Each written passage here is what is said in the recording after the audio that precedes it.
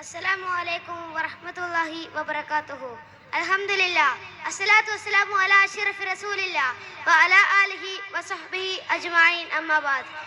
ഏറ്റവും ബഹുമാനാദരവുകൾ നിറഞ്ഞ ഉസ്താദുമാരെ, സ്നേഹം നിറഞ്ഞ സുഹൃത്തുക്കളെ, രക്ഷിതാക്കളെ, പ്രിയപ്പെട്ട നാട്ടുകാരെ, ഈ പുണ്യമാക്കപ്പെട്ട ദിനത്തിൽ എത്ര തന്നെ പറഞ്ഞാലും മതി വരാത്ത മുത്ത് റസൂൽ സല്ലല്ലാഹു അലൈഹി വസല്ലം തങ്ങളുടെ മധുകളിൽ നിന്നും ചില കാര്യങ്ങൾ പറയാൻ ഞാൻ ആഗ്രഹിക്കുകയാണ്. നാഥൻ തൗഫീഖ് നൽകുമാറാകട്ടെ. ആമീൻ. സൂര്യനും ചന്ദ്രനുമടക്കം കോടാനുകോടി നക്ഷത്രങ്ങളും ഗ്രഹങ്ങളും ഉപഗ്രഹങ്ങളും വെട്ടിത്തിളങ്ങുന്ന അത്ഭുതകരമായ ഈ ലോകത്തിന്റെ സൃഷ്ടിപ്പിന് കാരണം അഷ്റഫുൽ ഹൽഖ് ത്വാഹ റസൂലുള്ളാഹി സ്വല്ലല്ലാഹു അലൈഹി വസല്ലം തങ്ങൾ മാത്രമാണ്. ആ മുത്ത് റസൂലിനെ സ്നേഹിക്കാതെയും പാതകൾ പിൻപറ്റാതെയും എങ്ങനെയാണ് നാം എല്ലാം മുമ്പോട്ട് ജീവിക്കുക? കാരണം എന്നെയും എൻ്റെ മുമ്പിലിരിക്കുന്ന നിങ്ങളെയും ലോകത്തിലെ സകല ജീവജാലങ്ങളെയും സൃഷ്ടിപ്പിന് പോലും കാരണം ആ തിരുനബി സല്ലല്ലാഹു അലൈഹി വസല്ലം തങ്ങൾ മാത്രമാണ്.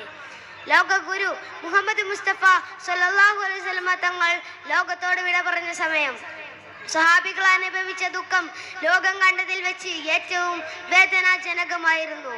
ഉമർ റളിയല്ലാഹു അൻഹു വികാരധീനനായി വാളെടുത്തു. ഉസ്മാൻ റളിയല്ലാഹു അൻഹു എഴുന്നേൽക്കാൻ കഴിയാതെ ഇരുന്നു പോയി.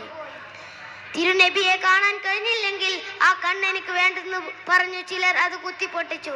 അത്തമ്മയിൽ തിരുനബിയെ ഹൃദയത്തിൽ കൊണ്ടു നടന്നവരായിരുന്നു സഹാബാക്കൾ. പ്രവാചക ആഴങ്ങളിലേക്ക് ഇറങ്ങിച്ചെല്ലാൻ അള്ളാഹു നമുക്ക് തൗഫീഖ് നൽകുമാറാകട്ടെ എന്ന പ്രാർത്ഥനയോടെ ഞാൻ എൻ്റെ വാക്കുകൾ ഉപസംഹരിക്കുന്നു. അസ്സലാമു അലൈക്കും വറഹ്മത്തുള്ളാഹി വബറകാതുഹു.